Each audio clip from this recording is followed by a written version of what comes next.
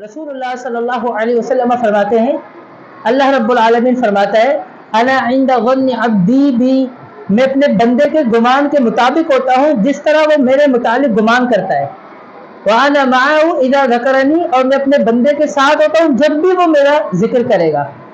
فرمایا فإن ذکرنی فی نفسہ ذکرتہ فی نفسی، اگر بندہ مجھے اپنے نفس میں یاد کرے گا میں بھی اسے اپنے نفس میں یاد کروں گا۔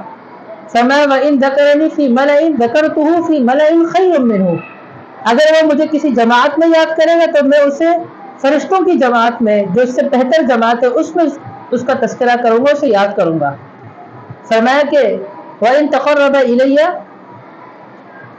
شبرا، اگر وہ میرے قریب ایک بالش کے برابر آتا ہے تو فرمایا کہ تقربت الیہ باعا، میں ایک ہاتھ اس کے قریب آؤں گا۔ اور فرمایا اگر وہ میرے قریب ایک ہاتھ آئے گا تو میں 2 ہاتھ اس کے قریب آؤں گا۔ اور اسی طرح اگر کوئی میرے پاس چلتے ہوئے آئے گا تو میں اس کے پاس دوڑتے ہوئے آؤں گا۔ تو یقیناً اللہ رب العالمین اس شخص کے ساتھ ہوتا ہے جو شخص اللہ رب العالمین کا ذکر کرے اور اللہ رب العالمین کے بارے میں وہ اس کے ظن رکھے۔ جو اس کے ظن رکھے گا، اچھا گمان رکھے گا، اللہ رب العالمین کو یاد کرے گا، اللہ رب العالمین جو ہے اس کو اپنا قرب عطا فرمائے گا۔ اللہ رب العالمین اس کا تذکرہ بھی فرشتوں کے ساتھ کرے گا۔